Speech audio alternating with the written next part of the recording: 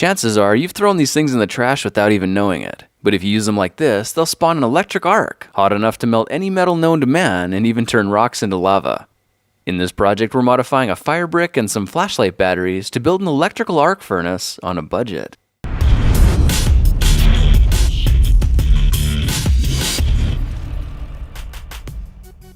Let's start this project with a heavy-duty lantern battery and this aluminosilicate refractory brick. The brick is 3 inches tall, 4.5 inches wide, and 9 inches long. Let's get to work making the furnace by measuring lengthwise and marking it 3 inches, 4.5 inches, and 6 inches. This is where it needs to be cut, so it's a good idea to draw perpendicular lines with something like a combination square to make it as accurate as possible. Now get a mask ready, because according to the safety sheet, silica dust is something you really don't want getting into your lungs. These refractory bricks are extremely lightweight and full of air bubbles, which is why they're so great at insulating heat. But it also means we won't need any fancy tools to cut them. A simple wood saw is all you need because the bricks are so soft. In reality, you could probably carve them out with kitchen utensils if you really needed to. I put a couple of bricks under the edges to help channel the dust and prevent the blade from scratching the table when it cut through. Okay, the 3 lines are cut, and you can see they separate the brick into 4 pieces. I designed it this way so that one fire brick will make 2 furnaces, effectively cutting the cost in half as well.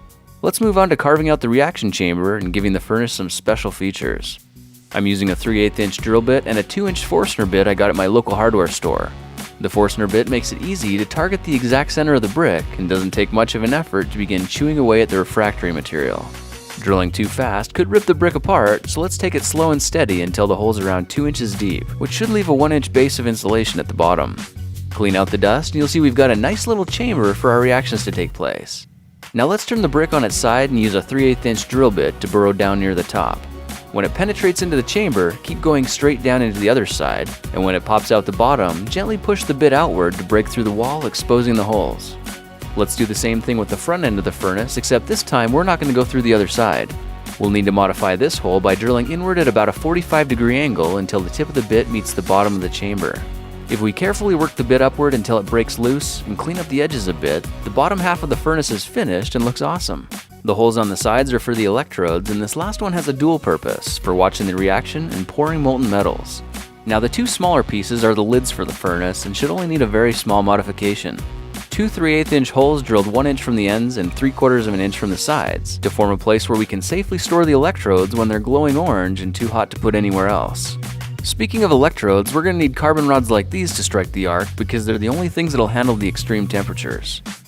I went to a local supercenter and picked up a 2-pack of 6-volt lantern batteries for under $5. These ones are the heavy-duty kind, and don't worry if they're new or used because completely dead batteries will work just as well. Now we need to crack open the container, and my tool of choice for doing that is a pair of wire cutters. If we break the lid off the top and cut the 2 wires holding it on, we've got easy access to the 4 battery cells inside.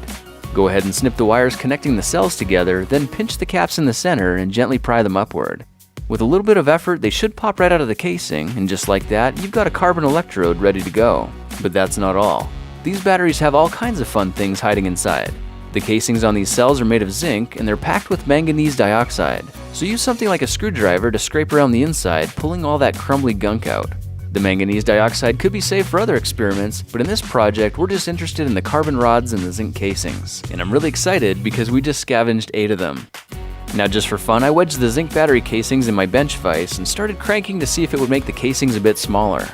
Apparently you can crush them down so they're really compact, and that's great because we need them small for an experiment we're going to try in just a minute. The last thing we need to make for the mini arc furnace is a pair of adjustable stinger grips.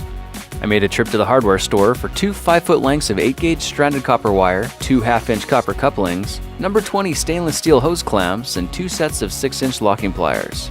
I modified the pliers by removing the rubber handle grips to expose the metal, then stripped the ends of the cables to expose the copper so they could be secured directly to the pliers with the hose clamps. Now if you put the copper couplings on the other ends of the cables and hammer them flat or clamp them with a bench vise, they make little copper lugs you can hook up to an arc welder for power, like this homemade version I put together with microwave parts. You might remember that project where we center tapped the 2 transformers so it could power the arc furnace on 120 volts AC. However, it works much better on 240 volts, so let's just leave it as is. Now since the electrode grips are adjustable, they can be set to bite perfectly onto any size carbon rod we need and hold them firmly in place. But there is something you need to know about these scavenged rods before you use them. The first time they make electrical contact, they're gonna catch on fire.